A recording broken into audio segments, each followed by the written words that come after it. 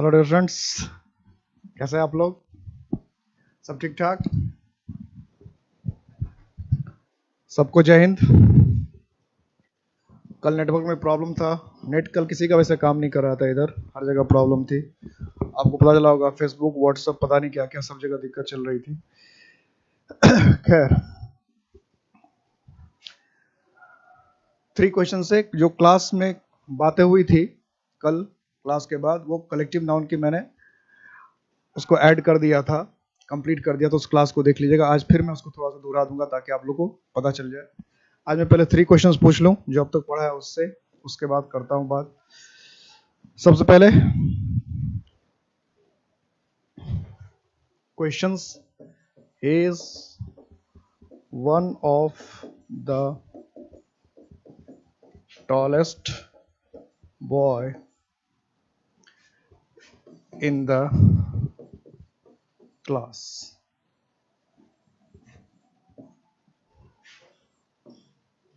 ए B C, और कोई गलती नहीं है तो no error.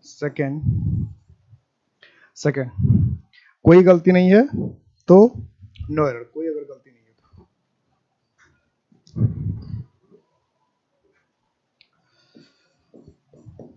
Instead of being helpful, he was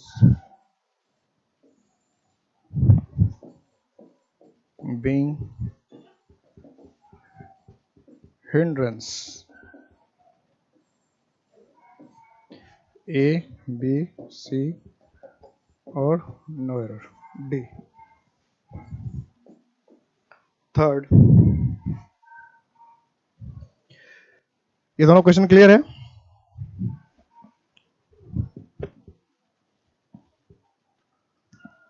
different छोटे छोटे क्वेश्चन, यार डिफिकल्ट नहीं है क्वेश्चन।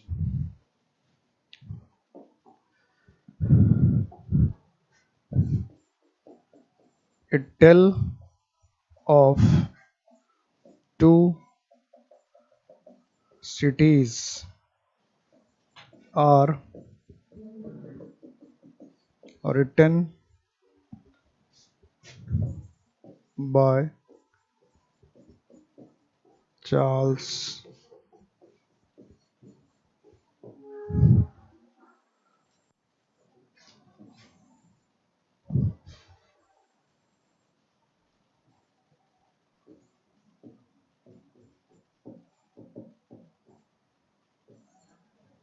थ्री क्वेश्चंस बनाइए फटाफट। सभी को जय हिंद, सभी को जय हिंद, राम राम, गुड इवनिंग, सब कुछ।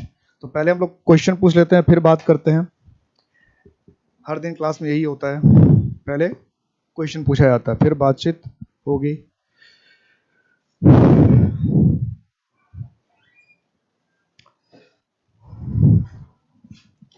जवाब आने लगा? अभी तक जवाब नहीं आया, अभी तक जवाब नहीं आया। सीधा 3 का बी। 3 से पहले भी तो 1, क्वेश्चन नंबर 1 है, क्वेश्चन नंबर 2 है, फिर क्वेश्चन नंबर 3 है। सीधा question number 3। Okay, question number 3 एक का जवाब तो आया। पहला दूसरा क्वेश्चन क्या डिफिकल्ट है? 1 का बी। ओके, 1 का बी भी आया। 1 2 3, 1 2 3। 3 का बी, 1 का बी, 3 का बी। ओके, ठीक है। और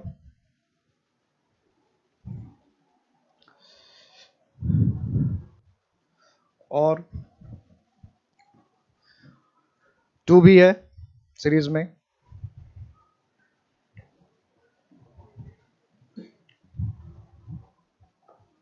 वन टू थ्री, 3 क्वेश्चन है और जवाब आया 1 का बी, 1 का बी। 2 का जवाब नहीं आ रहा है। 3 का जवाब आ गया, 1 का जवाब आ गया, 2 का जवाब नहीं आ रहा। 2 का जवाब नहीं आ रहा।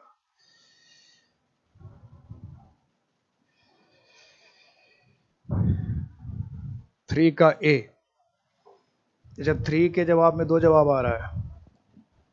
करण सिंह जय हिंद, 3 का जवाब ए आ रहा है।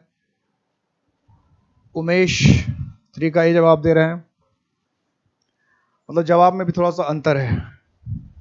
2 का ए, 3 का बी, मतलब सबके जवाब थोड़े से डिफरेंट डिफरेंट। अच्छा है, अब हम लोग लगभग सबका जवाब आ चुका है, हर क्वेश्चन का लगभग जवाब आ चुका है, तो इसलिए अब डिस्कस करना शुरू करते हैं। देखिए, ही इज वन ऑफ, जैसे हमने लिखा वन ऑफ, तो इसका मतलब क्या है कि ढेर सारे one, more than one student होंगे, तो बॉय की जगह पे क्या होगा, बॉयज। मतलब गलती किसमें है, बी पार्ट में।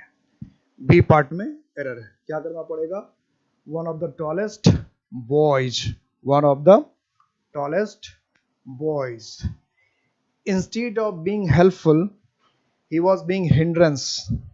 आप कह रहे हैं instead of being helpful, helpful का मतलब क्या, मददगार, कि मददगार होने के बजाय ही वॉज बीइंग हिंड्रेंस, वो बाधा बन रहा था, बाधा बन रहा था। तो बाधा जो है, हिंड्रेंस जो है, इसको तो काउंट कर सकते हैं, काउंटेबल है, बाधाओं को, बाधाओं गिना जा सकता है। तो बाधा कौन बन रहा था, ही, यानी कितनी बाधाएं हैं, एक, जैसे मैंने आपको कहा था कि यू आर बॉय है, तो ये गलत है ना, यू आर बॉय गलत है, हमें देखना पड़ेगा यू एक है कि एक से अधिक है, तो ये अगर यू एक है तो यू आर ए बॉय लिखना पड़ेगा, अगर यू एक से अधिक है तो यू आर बॉयज लिखना पड़ेगा।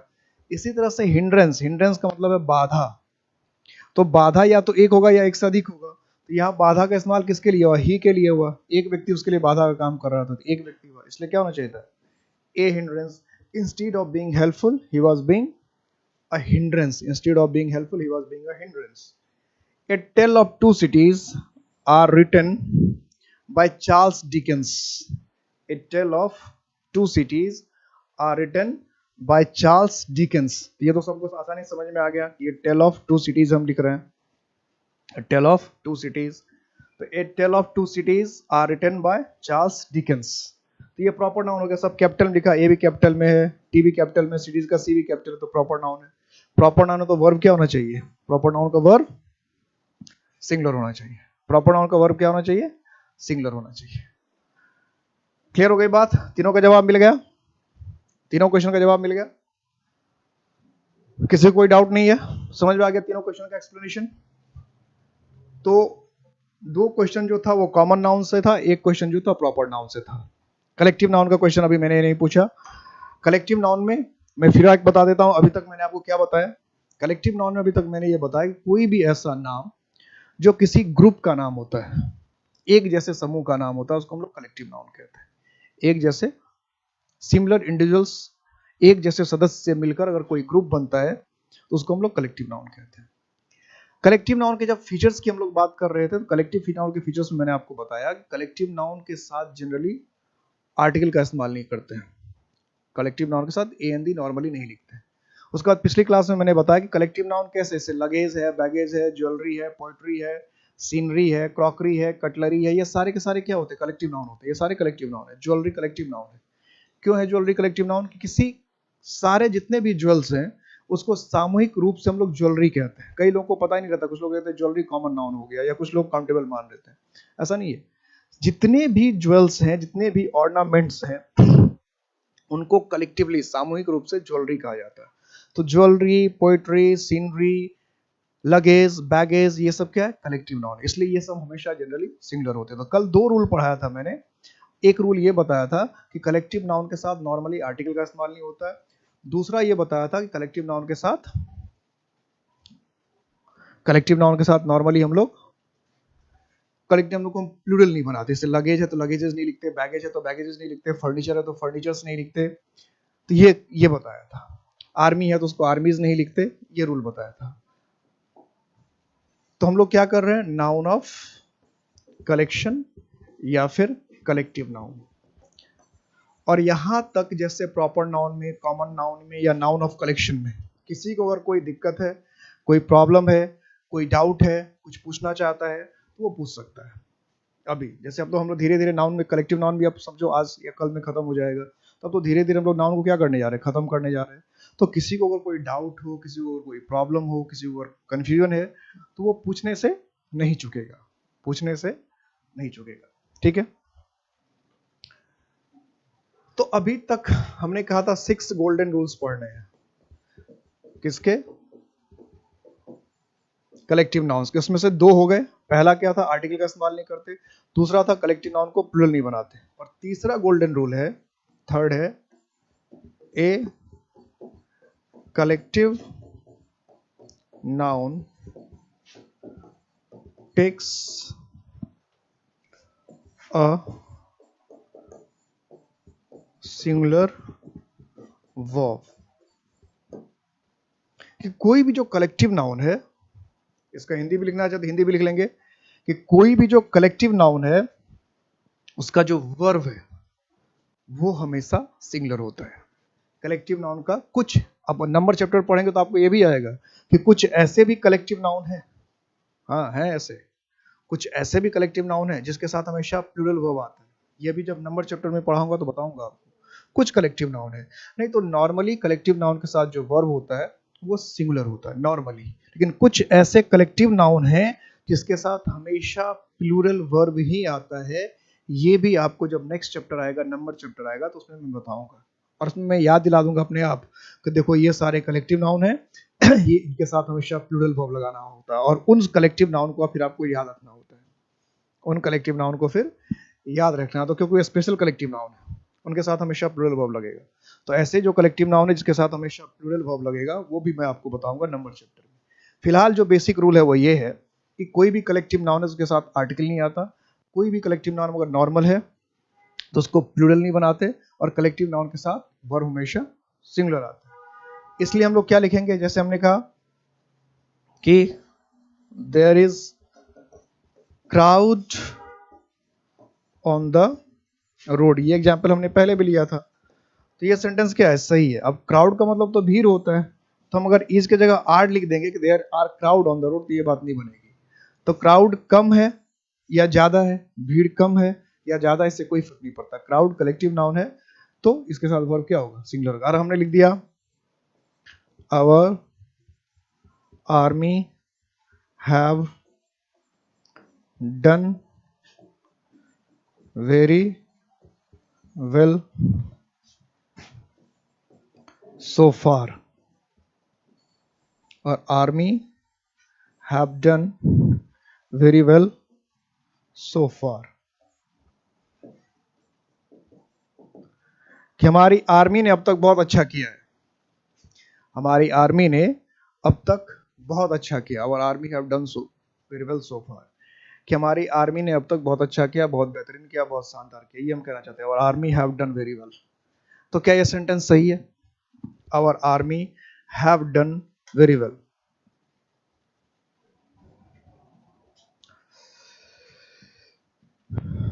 क्या गलती होगा इसमें बताओ? Our army have done very well so far, कि अब तक हमारी आर्मी ने बहुत अच्छा किया है। अब तक हमारी आर्मी ने बहुत अच्छा किया है।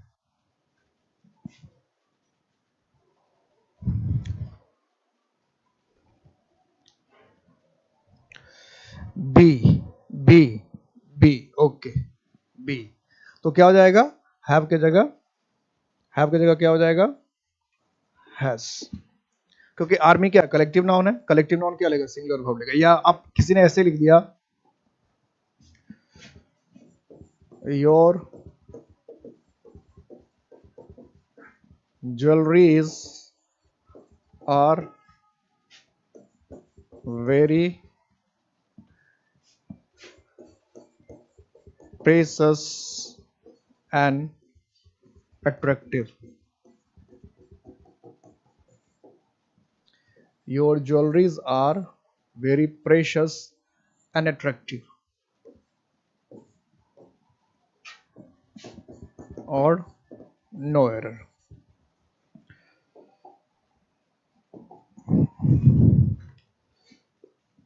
अब बताओ, your jewelries are very precious and attractive. क्या गलती है इसमें? कहां गलती है? ए इज, एक कह रहे हैं सिर्फ ए और एक कह रहे हैं इज। Very good. बी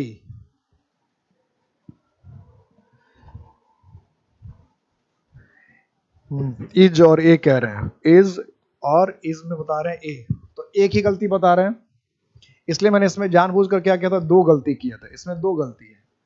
सबसे पहली गलती है कि ये भी तो गलत है, कलेक्टिव नाउन को हम प्लूरल भी नहीं बनाते। कल जो रूल मैंने बताया था, कल अभी आप हो सकता है आपने कल वाली जो क्लास थी, वो कल जो क्लास छूट गई थी लाइट के इंटरनेट की वजह से, जो प्रॉब्लम हुआ था, इंटरनेट कनेक्शन जो खत्म हो गया था, तो उसको मैंने कंटिन्यू किया था आगे, और उसकी रिकॉर्डिंग जो है वो मैंने अवेलेबल करवा दिया। तो कल की जो क्लासेस है, जो बाद की 20 मिनट की लगभग क्लास है, उसको भी देख लीजिएगा, अवेलेबल है, यूट्यूब पर होगा, सर से बात कर लीजिएगा। जो क्लास कल की जो छुट्टी हुई है, जहां हमने लिखा था इंडिया हैज एन आर्मी करके लिखा था, उससे आगे की 15-20 मिनट की क्लास है, वो मैंने करवा दिया, उसको देख लीजिएगा। तो उसमें मैंने ये भी बताया है, उसमें यही रूल समझाया है कि कोई भी जो कलेक्टिव नाउन है उसको हम प्लूरल नहीं बनाते। तो सबसे पहली गलती तो यहाँ पर ये हुआ कि ज्वेलरी को हमने क्या कर दिया, प्लूरल बना दिया। तो सबसे पहले तो ज्वेलरी को लिखना पड़ेगा ज्वेलरी, ठीक है। और उसके बाद क्या लिखना पड़ेगा, इज, कि your jewellery is very precious and attractive, कि तुम्हारी जो ज्वेलरी है वो बहुत प्रेशियस, मतलब क्या, कीमती है, तुम्हारी ज्वेलरी बहुत कीमती है और बहुत अट्रैक्टिव, बहुत खूबसूरत भी है। तो ये सब तो ठीक ही है। गलती क्या रही है कि आपने ज्वेलरी को क्या कर दिया था, ज्वेलरीज, ज्वेलरी को क्या कर दिया, ज्वेलरीज, ठीक। और फिर क्या कर दिया, आर। तो ज्वेलरीज को करना पड़ेगा ज्वेलरी, और आर को करना पड़ेगा इस। क्लियर है, समझ में आ गई बात। तो ये सारे एग्जाम, तो ऐसे क्वेश्चंस आपको आते रहेंगे। आपको ध्यान रखना कि कलेक्टिव नाउन है तो तीन गलती कर सकता है। कलेक्टिव नाउन के साथ आर्टिकल नहीं लगना चाहिए, आर्टिकल लगा देगा एन। दूसरी का बात क्या होता है, कलेक्टिव नाउन को प्लूरल नहीं बनाना चाहिए, वो प्लूरल लिख देगा, लगेजेस, बैगेजेस, फर्नीचर्स, सीनरीज, ऐसे कर देगा, ज्वेलरीज। और तीसरी बात है, कलेक्टिव नाउन के साथ वर्ब हमेशा सिंगुलर होता है, वर्ब प्लूरल कर देगा। तो तीन गलती करेगा। ये तीन जो है गोल्डन रूल्स के बेसिक गोल्डन रूल्स हैं। अब थोड़े से एडवांस में हम जाएंगे, थोड़े से एडवांस में। फोर्थ रूल ये कहता है गोल्डन रूल का, वो लोग क्या करेंगे, फोर्थ रूल, ये रूल फोर्थ है, 6 गोल्डन रूल का फोर्थ रूल। फोर्थ रूल ये कहता है कि, लिखिए पहले इसको रूल लिखते हैं, फिर इसको एक्सप्लेन करते हैं। The is used with a collective noun to make it particular,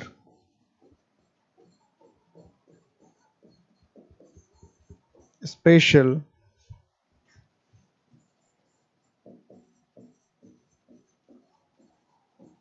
or different.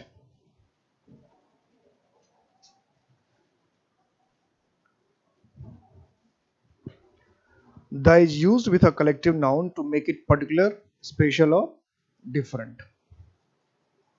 वही बात है जो कॉमन नाउन के साथ, सेम वही था। हमने सिर्फ क्या लिख दिया, कॉमन नाउन के साथ के जगह पे कलेक्टिव नाउन लिख दिया। इसलिए मैंने आपको कॉमन नाउन में भी यही रूल बताया था। पहले लिख लीजिए, the is used with a collective noun to make it particular, special और डिफरेंट। पहले लिखिए, फिर मैं इसका हिंदी भी लिखा देता हूँ। हिंदी भी लिखना तो हिंदी भी लिख लीजिएगा।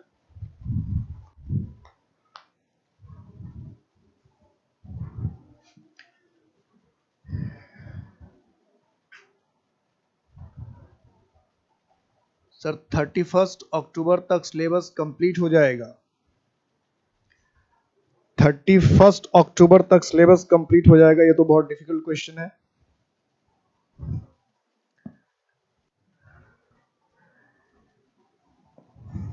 इस क्वेश्चन का आंसर देना थोड़ा सा मेरे लिए मुश्किल है। तो एक बार एकेडमिक के नंबर पे थोड़ा सा कॉल कीजिएगा, बात कर लीजिए, क्योंकि इतनी जल्दी सिलेबस कंप्लीट होना इतना आसान नहीं होगा। अभी तो स्टार्ट ही हुआ है batch.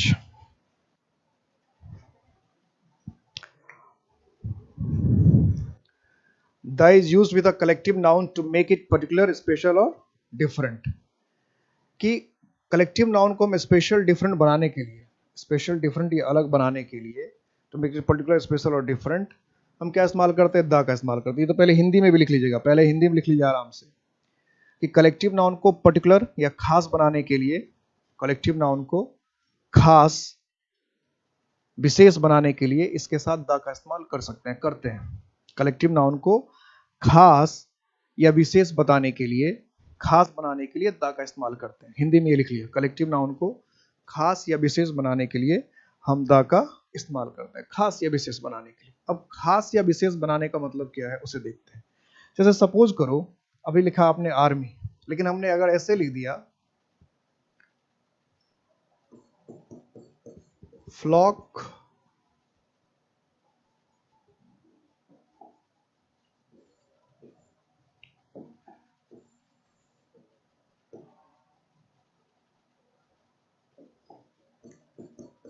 Fleet of India has arrived. अब ये क्वेश्चन आ गया, fleet of India has arrived, A part, B part, C part, और कोई गलती नहीं है तो लिख दिया no error, D part. Fleet of India has arrived, fleet of India has arrived. Fleet का मतलब क्या बताया? जहाजों का समूह बता रखा है कि फ्लीट का मतलब क्या होता है? जहाजों का समूह। Fleet of India has arrived. अब फ्लीट तो हर देश के पास होता है, फ्लीट तो हर देश के पास है, जहाजों का समूह तो हर देश के पास है। फ्लीट का मतलब क्या है? जहाजों का समूह। अब यहां जो फ्लीट का इस्तेमाल हुआ है, यहां जो फ्लीट का इस्तेमाल हुआ है वो सिर्फ और सिर्फ किसके लिए इस्तेमाल हुआ है? इंडिया के लिए। यहां तो फ्लीट का मतलब नहीं दुनिया का कोई भी फ्लीट, किसी भी देश का फ्लीट, ऐसा तो नहीं है। यहाँ जो फ्लीट का इस्तेमाल हो रहा है वो सिर्फ भारत के, यानी भारत के जहाजों का समूह। क्या कहना चाह रहे हैं? भारत के जहाजों का समूह, यानी किसी और देश के जहाजों का समूह नहीं। पाकिस्तान के जहाजों का समूह नहीं, बांग्लादेश के जहाजों का समूह नहीं, श्रीलंका के जहाजों का समूह नहीं, सिर्फ किसका? भारत का। तो पर्टिकुलर हो गया ना, खास हो गया कि ये जो जहाज का समूह है सिर्फ भारत का है। तो इसलिए इस फ्लीट के साथ क्या लिखना चाहिए था? द। क्या लिखना चाहिए था? द। हाँ, द लगेगा, बिल्कुल सही, बिल्कुल सही बात, द लगेगा, ए में द लगेगा, बिल्कुल सही बात। The fleet of India has arrived. हमने कहा army of India is powerful and professional.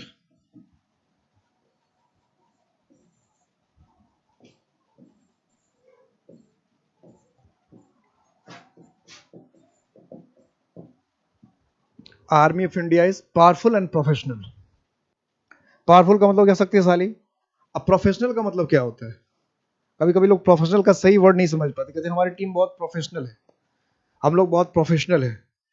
तो जब हम किसी भी चीज को प्रोफेशनल कहते हैं तो इसका मतलब ये नहीं होता जो पैसे के लिए सब कुछ काम करता है उसको प्रोफेशनल नहीं कहते हैं। प्रोफेशनल कहते हैं कि जो अपने काम को बिल्कुल सटीक और स्मार्ट तरीके से अंजाम देता है उसको कहते हैं प्रोफेशनल। कहता है कि भारतीय टीम बहुत प्रोफेशनल है, इसका मतलब क्या है कि भारत की टीम अपने काम को बहुत सही तरीके से, बहुत अच्छे तरह से अंजाम देती है, प्रोफेशनल है। तो इसका मतलब हम ये कह रहे हैं कि हम अगर किसी ने कहा कि भारत की आर्मी बहुत प्रोफेशनल है, तो इसका मतलब ये कहना चाह रहा कि भारत की आर्मी जो है अपने काम को बहुत सही ढंग से, बहुत उचित तरीके से, बहुत प्रॉपर वे में अंजाम देती है। ये समझना है प्रोफेशनल कहने का मतलब। प्रोफेशनल का मतलब ये नहीं समझ लीजिएगा कि कोई लिख रहा है कि भारत की आर्मी बहुत प्रोफेशनल है तो हम मीनिंग ये निकाल रहे हैं कि कह रहा है कि भारत की आर्मी तो पैसे के लिए काम करता है। ऐसा नहीं है। जब कहें कि हमारी आर्मी बहुत प्रोफेशनल है तो समझिए कि सामने वाला ये कह रहा है कि हमारे जो आर्मी है वो किसी भी काम को बहुत सही तरीके से, प्लान्ड वे में, स्ट्रेटेजिक वे में इंप्लीमेंट करती है। ठीक है, तो इसलिए यहां पर क्या लगना चाहिए? इसमें भी क्या गलती है? The army of India. क्या लगना चाहिए? The army of. जैसे फिर आर्मी ऑफ इंडिया होगा तो ए स्मॉल हो जाएगा, जैसे यहाँ फ्लीट लिखेंगे तो एफ क्या हो जाएगा? स्मॉल हो जाएगा, क्योंकि द आ गया, द के बाद तो नेक्स्ट लेटर क्या होगा? स्मॉल में लिखा जाएगा। तो क्लियर हो गई बात? समझ में आ रही है बात? कि जैसे ही ये रूल सारे नाउन पे लगता है, ये रूल जो मैंने कहा, ये जो लिखवा है, ये सारे रूल नाउन पे लगता है, चाहे वो सिंगुलर नाउन हो, चाहे प्लूरल नाउन हो, चाहे वो काउंटेबल नाउन हो, चाहे अनकाउंटेबल नाउन हो। जिस भी नाउन को आप पर्टिकुलर बनाना चाहते हैं, दूसरे से अलग बनाना चाहते हैं, उसके साथ आपको द लगाना पड़ेगा। ये हर नाउन पे ये रूल चलता है, इसलिए हम द को डेफिनेट आर्टिकल कहते हैं। सारे बुक में जो लिखा है कि द को हम लोग डेफिनेट आर्टिकल कहते हैं, इसके पीछे कारण यही है कि जिस भी नाउन को पर्टिकुलर बनाना हो, जिस भी नाउन को पर्टिकुलर बनाना हो, आप उसके साथ द का इस्तेमाल कर दीजिए, जिस भी नाउन को। जिस भी नाउन को पर्टिकुलर बनाना हो उसके साथ आप द का इस्तेमाल, वो चाहे नाउन सिंगुलर है कि प्लूरल है या वो काउंटेबल है कि अनकाउंटेबल है, इससे फर्क नहीं पड़ता। आप पर्टिकुलर बनाना चाहते हो, उसको डिफरेंट करना चाहते हो, उसको अलग करना चाहते हैं, हो गई बात। क्लियर है यहां तक समझ में आ गई बात? तो किसी भी कलेक्टिव नाउन को पर्टिकुलर बनाने के लिए द का इस्तेमाल हम करते हैं। हमने ऐसे लिख दिया, team of India has arrived, team of India has arrived, और फिर लिखा no error. Team of India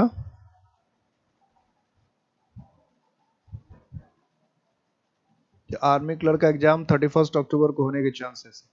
तो एक बार आप इंस्टीट्यूट से, एकेडमी से बात कर लीजिएगा, ठीक है? मुझसे उसके डेट, एग्जाम के डेट में मुझे नहीं पता होता कि एग्जाम का डेट क्या है, कब है, तो इस तरह के क्वेश्चंस जो हो तो उसको एक बार एकेडमी का जो हेल्प नंबर है उस पर एक बार बात कर लेंगे, तो वो मुझसे बेहतर बता सकते हैं किस एग्जाम का डेट कब है, किस एग्जाम का सिलेबस कब तक खत्म होना है, ये बता देंगे। Team of India has arrived, हमारा काम है कि जो भी टॉपिक पढ़ाऊं उसको इस तरह से पढ़ाऊं कि आपको सारे क्वेश्चन बन जाए। ये हमारा काम है कि आपको इंग्लिश में आपको कोई प्रॉब्लम ना हो। अगर आप मेरी सारे क्लासेस कर लें तो इंग्लिश में आपको कोई प्रॉब्लम ना हो। Team of India has arrived, तो अब यहां पर फिर क्या लगेगा, इसके साथ द लग जाएगा, और जैसे टीम लिखेंगे तो टी क्या हो जाएगा, स्मॉल हो जाएगा। The team of India has arrived, the team of India has arrived, कि भारत की टीम क्या है, पहुंच गई है, आ गई, the team of India has arrived. तो कहानी ये हुई कि किसी भी कलेक्टिव नाउन को अगर हमको पर्टिकुलर बनाना है या किसी भी नाउन को अगर पर्टिकुलर बनाना, तो उसके साथ हम द का इस्तेमाल करते हैं। क्लियर है? रूल नंबर 5 पे आते हैं। Rule number 5, rule number 5, rule number 5 ये कहता है नेक्स्ट कि कलेक्टिव नाउन अगर कोई है, कलेक्टिव नाउन अगर कोई है तो कलेक्टिव नाउन को आप प्लूरल भी बना सकते हैं। कलेक्टिव नाउन को आप प्लूरल से, अगर वो एक से अधिक ग्रुप के लिए आता है, पहले रूल लिखते हैं फिर मैं एक्सप्लेन करता हूं। एक collective noun can be made plural if it is used for more than one group. Collective noun can be made plural if it is used for more than one group. A collective noun can be made plural, plural, plural, if it is used, used for more than one group. A collective noun can be made plural if it is used for more than one group. इसका हिंदी हुआ, इसको अगर हिंदी में लिखना तो हिंदी में लिखिए कि कलेक्टिव नाउन को हम प्लूरल बना सकते हैं। हिंदी में लिखना है तो हिंदी में लिखिए, कलेक्टिव नाउन को हम प्लूरल बना सकते हैं अगर इसका इस्तेमाल एक से अधिक के लिए हुआ हो तो। कि कलेक्टिव नाउन को हम प्लूरल बना सकते हैं अगर इसका इस्तेमाल एक से अधिक ग्रुप के लिए हुआ हो तो। कलेक्टिव नाउन को हम प्लूरल बना सकते हैं अगर इसका इस्तेमाल एक से अधिक ग्रुप के लिए हुआ हो तो।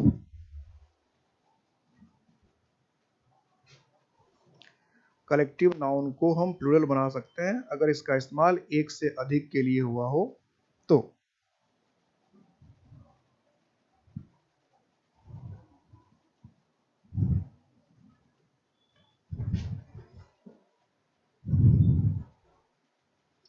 कलेक्टिव नाउन को हम प्लूरल बना सकते हैं अगर इसका इस्तेमाल एक से अधिक के लिए हुआ हो तो, या एक से अधिक ग्रुप के लिए हुआ हो तो। कलेक्टिव नाउन को हम प्लूरल बना सकते हैं अगर इसका इस्तेमाल एक से अधिक ग्रुप के लिए हुआ हो तो। अब मैं जो आपको क्वेश्चन पूछूंगा थोड़ा सा उस पर ध्यान दीजिएगा, जल्दबाजी में जवाब मत दीजिएगा, क्योंकि ये देखने में क्वेश्चन आसान लगेगा लेकिन उतना आसान होगा नहीं। इसका रूल लिख लिया, ये समझ लिया ये क्या कह रहा है कि कलेक्टिव नाउन को हम प्लूरल बना सकते हैं अगर इसका इस्तेमाल एक से अधिक के लिए हुआ हो तो, एक से अधिक ग्रुप के लिए हुआ तो। कलेक्टिव नाउन को हम प्लूरल बना सकते हैं अगर इसका इस्तेमाल एक से अधिक ग्रुप के लिए हुआ हो तो। जरा सेंटेंस देखिएगा और जल्दबाजी में फैसला मत लीजिएगा, जल्दबाजी में कुछ मत बोलिएगा, ठंडे दिमाग से बोलिएगा। The armies of India and Pakistan are deployed on the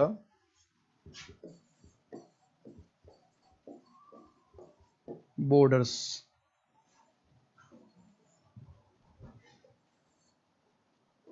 A,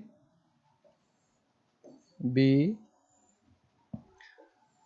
C, और अगर कोई गलती नहीं है तो नो एरर डी।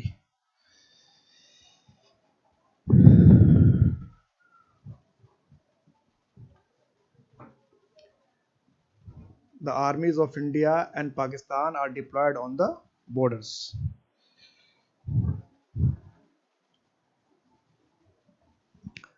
ठंडे दिमाग से जवाब देना है, जज्बाती होकर जवाब नहीं देना है, आराम से जवाब देना है, सोच समझ के जवाब देना है।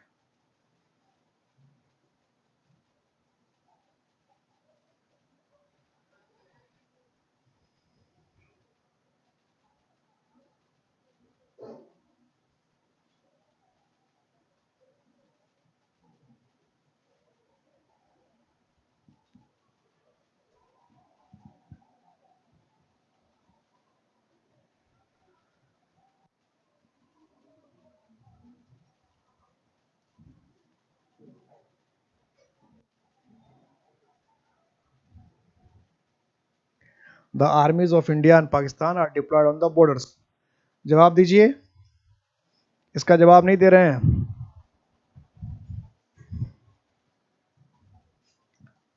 इसका जवाब बहुत इंटरेस्टिंग है, नो एरर। ममता कह रही है नो एरर, ममता कह रही है नो एरर। नीतीश भारद्वाज ए कह रहे हैं क्या? नीतीश ए कह रहे हैं क्या?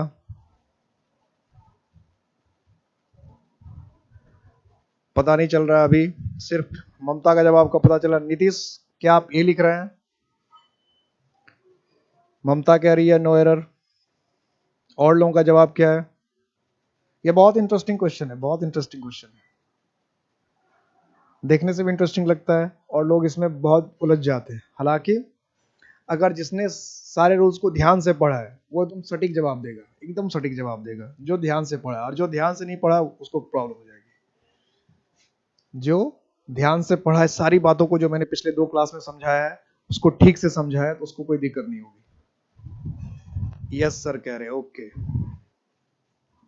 तो एक जवाब दे रहे हैं ए में, यानी नीतीश कह रहे हैं कि ए में एरर है और ममता कह रही है नो एरर है। अब पढ़ाया मैंने ही ये दोनों को, दोनों का 2 जवाब क्यों आ रहा है यहां समझना है कि दोनों को तो मैंने ही पढ़ाया और एक ही क्लास में पढ़ा रहे हैं, एक ही चीज पढ़ा रहे हैं, फिर 2 जवाब कैसे आ रहा है? नीतीश का जवाब अलग क्यों है और ममता का जवाब अलग क्यों है? तो इसमें है फोकस की बात कि आपने अभी तक जो मैंने जो पढ़ाया उस पर ध्यान दिया क्या? तो अभी भी आपके दिमाग में यही सेट है कि आर्मी कभी प्लूरल नहीं हो सकता, जबकि अभी अभी मैंने आपको लिखाया कि आर्मी प्लूरल हो सकता है, कोई भी कलेक्टिव नाउन प्लूरल हो सकता है अगर उसका इस्तेमाल एक से अधिक ग्रुप के लिए हुआ, अगर उसका इस्तेमाल एक से अधिक ग्रुप के लिए हुआ तो। आपको क्या लगता है कि इंडिया और पाकिस्तान की आर्मी एक ही है? इंडिया में अलग, इंडिया का अलग आर्मी, जैसे कोई बॉर्डर ही है, यहाँ पे बॉर्डर्स क्यों लिखा? कि पाकिस्तान का बॉर्डर अलग होता है, इंडिया का बॉर्डर अलग होता है, इसलिए कुछ लोग तो इसमें सी में गलती करते हैं सर बॉर्डर्स की जगह बॉर्डर होगा। वो भूल जाते हैं कि पाकिस्तान का अपना बॉर्डर है, इंडिया का अपना बॉर्डर है, और बीच में जो 2-3-4 किलोमीटर खाली जगह होता है, बीच में झील है, झरना है, बहुत सारी चीजें हैं, नो मैंस लैंड होता है जहां हम जा नहीं सकते हैं। तो दोनों देश की सीमाएं अपनी अपनी होती है। अब पाकिस्तान की आर्मी यहाँ होगी और इंडिया की आर्मी इधर होगी, तो अलग अलग ग्रुप हुआ ना, ये पाकिस्तान का ग्रुप हुआ, ये इंडिया का ग्रुप हुआ, तो ग्रुप अलग अलग हुए ना। यानी ये जो आर्मी का इस्तेमाल हुआ है, ये इंडिया का ग्रुप अलग है और पाकिस्तान का ग्रुप अलग है, तो फिर आर्मी कैसे लिख देंगे? अगर इसमें हम आर्मी लिख देंगे तो इसका तो मतलब हो गया इंडिया और पाकिस्तान के आर्मी का ग्रुप एक ही है। ऐसा है क्या? इंडिया और पाकिस्तान के आर्मी का ग्रुप एक है क्या? तो इंडिया और पाकिस्तान के ग्रुप आर्मी के ग्रुप एक तो नहीं है। इंडिया और पाकिस्तान, इंडिया का आर्मी अपनी है, यानी यहाँ जो आर्मी का इस्तेमाल हुआ है वो एक से अधिक ग्रुप के लिए हुआ, कि ये कहना चाहता है इंडिया का आर्मी अलग है अपने बॉर्डर पे और पाकिस्तान का आर्मी अपना अलग, यानी दो अलग अलग ग्रुप के लिए हुआ है। लिखा भी है इंडिया और पाकिस्तान, ऐसा नहीं कि नहीं लिखा हुआ है। इसलिए हम क्या करेंगे, इसमें आर्मी करेंगे, सॉरी इसमें कोई गलती नहीं करेंगे। अगर इसको हम आर्मी कर भी देंगे तो फिर बी में भी गलती होगा, कि जब इसको आप आर्मी कर देंगे तो फिर तो आर की जगह इज होना चाहिए, तो ए भी गलत हो जाएगा, बी भी गलत हो जाएगा। इसलिए इसमें कोई गलती है ही नहीं, इसमें क्या करके आना चाहिए, नो एरर, कोई गलती नहीं, सीधी सीधी बात, कोई गलती नहीं, क्योंकि आर्मी का इस्तेमाल यहाँ इंडिया और पाकिस्तान के आर्मी के लिए हुआ है, दो अलग अलग ग्रुप के लिए हुआ है। इंडिया की आर्मी अलग है, पाकिस्तान की आर्मी अलग है, इंडिया की आर्मी अपनी जगह है, पाकिस्तान की आर्मी अपनी जगह है। तो आर्मी शब्द किसी भी कंडीशन में प्लूरल होगा ही नहीं। अगर ये आपके दिमाग में था तो इसको हटा लेना था, इसी को समझना था कि नॉर्मली प्लूरल नहीं होता है। अब सिर्फ भारत के आर्मी की बात करेंगे तो आर्मीज नहीं होगा, लेकिन आर्मी का मतलब इंडिया की आर्मी, पाकिस्तान की आर्मी, जर्मनी की आर्मी, सबकी आर्मी अलग अलग है, और उन सब की बात आप करेंगे तो फिर तो आर्मी कैसे लिखेंगे, फिर आर्मीज लिखना पड़ेगा। आर्मीज से पता चलेगा कि अलग अलग अलग अलग अलग है। इसको एक दूसरा सेंटेंस लेते हैं, क्लियर हो गई बात? एक सेंटेंस और लेते हैं, उससे और क्लियर हो जाएगा। जैसे हमने लिखा the team of India and England, the team of India and England are in the field। अगर ऐसा क्वेश्चन आ जाए, team of India and England are in the field, और आ जाए no error,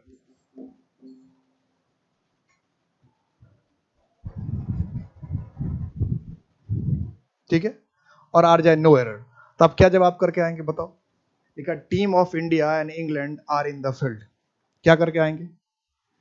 team of India and England are in the field, क्या करेंगे?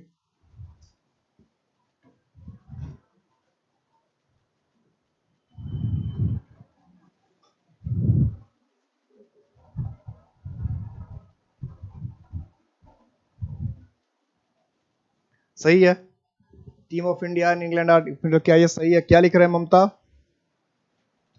ममता का कुछ सिंबल आ रहा है, ममता सहारण, वेरी गुड, यूं कर रही है ममता। तो यहां पर क्या गलती है? यहां पर क्या है? The team of India and England are in the field. अब कोई अगर जल्दबाजी में रहेगा, जोश में रहेगा, तो हो सकता है क्या कर दे, आर को इज कर दे, एकदम जोश में था, जल्दबाजी में था, बहुत ज्यादा जल्दबाजी हो सकती है, तो बहुत ज्यादा जल्दबाजी हो सकती है, क्या लिख देता? Team of India and England are in the infield, तो आर को क्या किया, इज कर दिया। तो क्या आर को इज करना सही है? The team of India England are in field, क्या आर को इज करना सही हो? तो आर को इज करना सही नहीं है, क्योंकि इंडिया की अपनी टीम है, इंग्लैंड की अपनी टीम है, तो टीम तो अलग अलग होगी, तो फिर टीम क्यों लिखा? वो क्या करना चाहिए यहां पर? यहां पर हमें करना चाहिए टीम्स।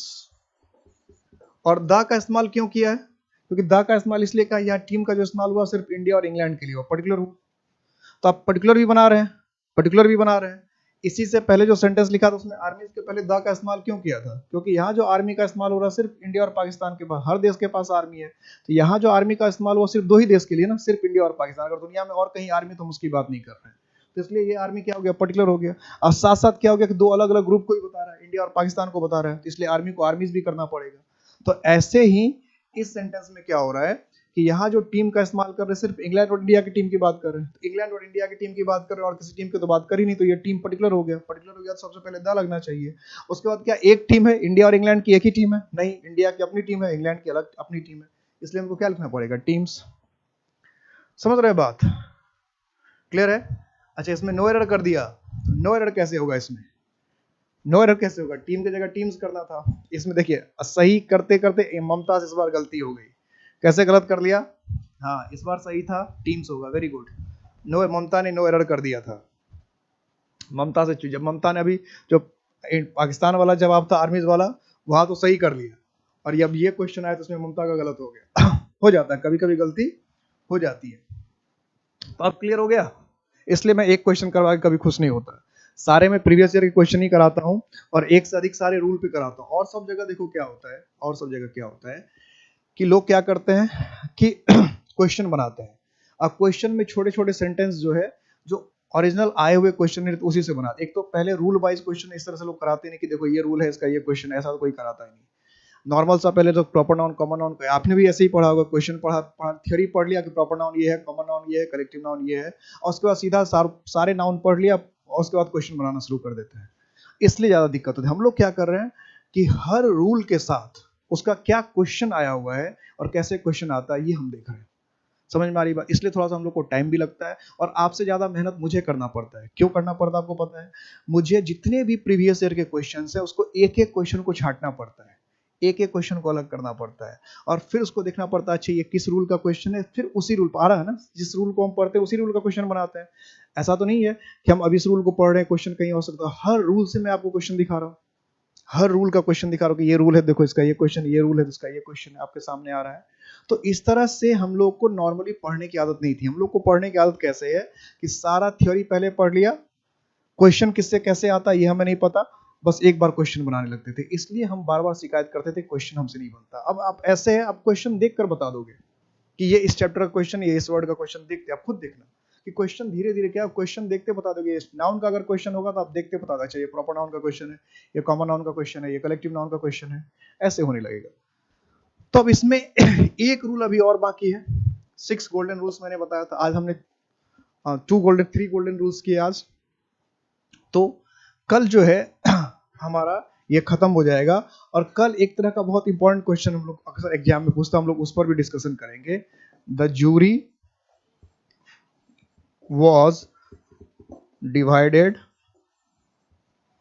in their opinions, कि इसमें कैसे बनता है और इसमें क्वेश्चन क्या करते हैं हम लोग। ये कई बार क्वेश्चन ऐसा पूछा, आपको बार बार मिला होगा, ये सही है कि गलत है, इसमें क्या करते हैं, इसको हम लोग डिस्कस करेंगे कल। अपना अपना ख्याल रखिएगा, कल फिर हम लोग मिलते हैं इसी टाइम में इस क्वेश्चन के साथ। इसका जवाब मैं कल देने वाला हूँ। अपना अपना ख्याल रखिएगा।